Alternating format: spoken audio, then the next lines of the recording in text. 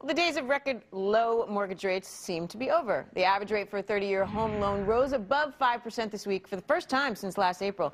And just before the big spring home buying rush, we have 5.05% rate. That's almost a full percentage point more than November, when we hit a low, 40-year low. So it's time to let the Willis watchdogs out. Clint David is a legal analyst for David, Goodman & Maydol in Dallas, where it's warm. Dave Candace with the Wall Street Journal here, where it's cold. Dunstan Priel as well, cold, senior reporter for FoxBusiness.com. All right, sir, I got to start with you, Dave. I think the era of these rates is low rates is over. It's going to keep going higher. The government today came out with a plan to get rid of, over the next several years, Fannie Mae, Freddie Mac. That's going to only increase rates over the course of the next few years. I think things are just going to get worse for homeowners in the next coming months. It's not going to be pretty. But does that mean, Dunstan, people are going to go out and buy homes because they're going to say, hey, I got to buy a home before the rate hits 6%? There's that, and also, I may be the only one here, but I see this as a sign of recovery. The only reason these rates were so low in the first place is because we're coming out of the worst economic crisis in 50 years. As these rates creep back to normal, 6 or 7, which is really where normal is, then we can look at each other and say, hey, we're getting back to normal. This is where the rates are supposed to be, not this 4.5, wherever. These were record lows because we were in such dire straits. Clint, I'm old enough to know that there was a 9% one time. I think I had an 8 and change at one time. I mean, these are still record low rates. Yeah. Well, you know, Tracy, that's exactly what I was going to say. I mean, I remember when my home mortgage rate was 12%. What this tells me is rates are going from ludicrously low now to just stupid low. Yeah. I mean, look, it's going to drive down demand, but my bet is there's people out there waiting in the weeds, wanting to make sure the market bottomed out. Clearly it has. So I'm hoping they will resurface now and either refi or buy a home. But now rates are still just, you know, historically low. Dave, before we move on, though, your point about Fannie and Freddie going away, does that hurt the housing market? Well, it's going to take a long time, but the things that the government announced today in terms of capping qualified loans, taking the government out of the mortgage market over time is going to make it more expensive. But I think Clint's right.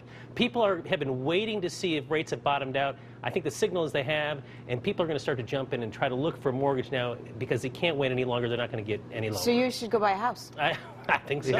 I'll get right on that. All right, well, I'm sure you've seen this or you heard it or something. The flyovers, Navy fighter jets do over a major sporting event, and it was the Super Bowl, believe it or not.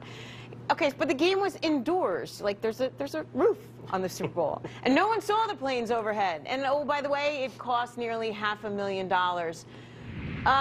Clint, I don't know. You're down there. What were they thinking?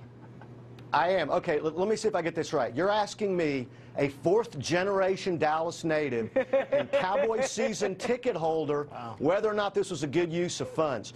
I mean, to showcase our beautiful stadium, our city, it's my opinion this was the most brilliant use of military tax dollars in history. All right, everyone's laughing. Can you hear the giggles? Look, Dunstan, I will say this. $400,000 to showcase our military, as opposed to $3 million for a stupid Dorito commercial. Well, a great irony of this whole Super Bowl experience was that the only thing that seemed to really work was the game itself. It was a terrific football game. That's true. Everything else was a disaster, from the seating to the weather, which that's not really anybody's fault, but people went down there looking for a good time. They couldn't travel on the roads because of the snow. Everything except the game was a disaster. Nobody's fault, but I don't think Jerry Jones is going to get a Super Bowl again anytime soon. But was it worth it? I mean, did we get anything Look, we're talking about it right now. Yeah, this is more marketing exposure for the Navy, more marketing exposure for the armed services. That's probably the best $500,000 they've spent. We're arguing about it. It's been written about in the papers. They probably got more than their $3 million worth just from all this chatter. So I say probably a good investment for the military. Way better choice than a Doritos commercial. That's all I got. All right, well, got to thank Clint, Dave, Dunstan. Dunstan, do you have a favorite Super Bowl commercial? Yeah. No, I don't, actually. No.